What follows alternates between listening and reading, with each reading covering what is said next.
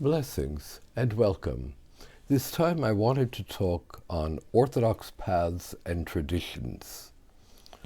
Orthodoxy can claim to be the oldest, continuous, and unchanged expression of ancient Christianity. It has faithfully retained all things from the start. Orthodoxy is resistant to changes, which is its very best quality, and perhaps at times a challenge. For example, in the book called The Rudder, we have all the rules. There it is stated that the only appropriate means of transportation for a bishop is on the back of a white donkey. That obviously was written centuries ago. All I know is that in today's world, if I got on the back of a white donkey and onto I-95, there would be two dead jackasses on the side of the road. Should I then travel in a white car? I don't know what we should do with this in today's world, but we do retain these things on the books for posterity so that we don't lose them. Perhaps they will somehow be useful in another way and for different reasons. I mention this to illustrate tradition, which is very important for the Orthodox. We follow ancient traditions where others have changed or discarded them. Traditions and rules are meant to be understood for the underlying teachings that are involved.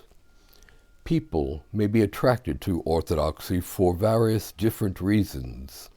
When people approach, there are several paths one can take. Some may see the old traditions, and that might appeal to their sense of values. Some will want to do everything strictly and only by the books. Is that correct? Yes, in many ways it can be. It can also, at times, become a narrow and limited vision.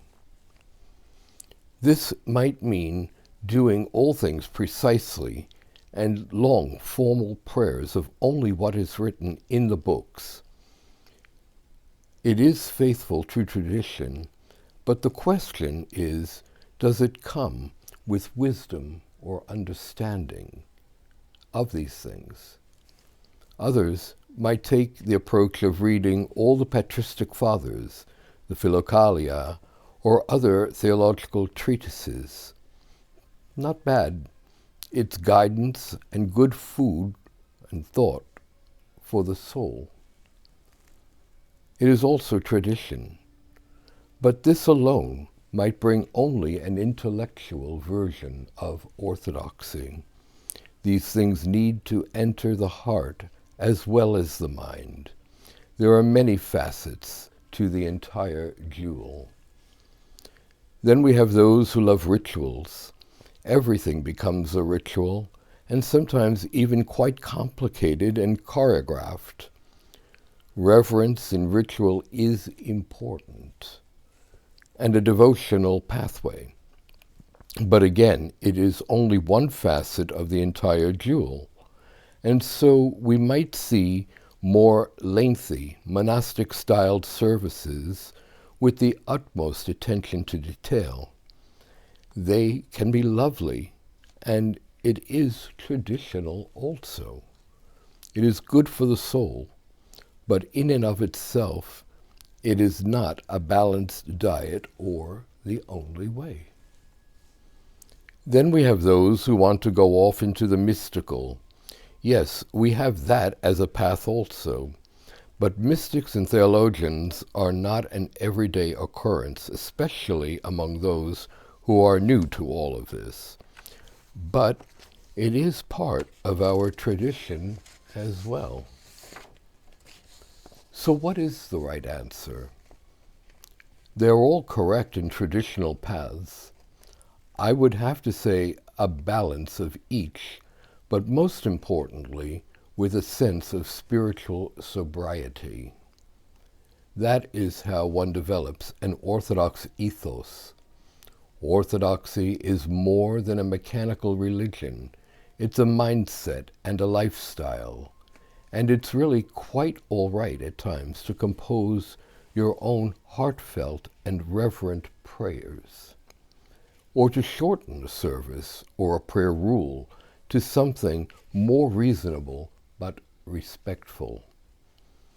You can fast, but don't micromanage it, especially when you are a guest at another's table. Boasting and carrying on about these things, we are told, is not the point of doing them. In fact, the results produced in this fashion are never what we set out for. But at the same time, I am in no way advocating all sorts of self-styling either.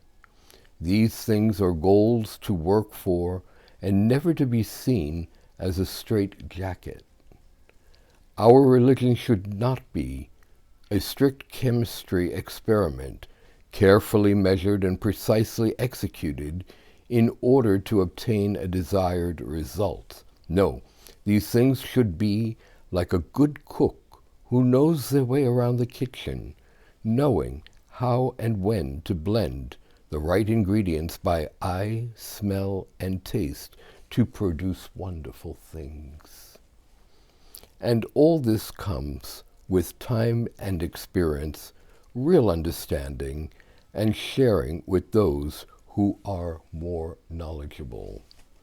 Perhaps any one of the paths will get you to the destination, but you may have missed a good part of the journey and experience. A wise and mature blending of all that Orthodoxy has to offer is to enter into its true spirit. This is not a pick-and-choose system by any means.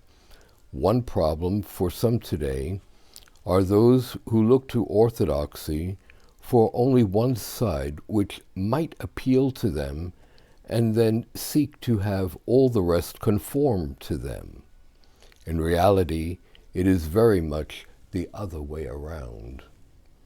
It's never about personal agendas, politics, or any special interest group. No, we don't change Orthodoxy to fit our individual personalities. Orthodoxy will change you instead, as we were intended to be, as reflections of the divine spark within all things. Some who are not familiar hear the word Orthodox and think it means strict, archaic, and maybe even backwards. Their vision is somewhat limited. Orthodoxy can also be likened to a multi-laned highway. You can go in any of the lanes, be it fast, slow, or at a steady pace. At times, those things might be necessary. A highway also has a surface road, and there is a footpath as well. They all head in the same direction. Or can I say, you cannot build the roof of the house before having excavated a foundation and then erecting walls. Various paths, traditions, rules, and customs are all there for very good reasons. They enrich the experience of the journey. We have the journals, maps, and postcards of those who have taken the journey ahead of us. A wise one would look into them all. Limiting your vision to correct without understanding will not get you far. That would be a great mistake. But over time and with patience, knowledge and guidance of these things come together. We become at one with the ethos and mindset, but still our own unique selves. So yes, rules and traditions are important, not to be discarded, and never a pick-and-choose situation of personal choice or convenience. No two situations are ever quite the same. There are gray areas and of various shades.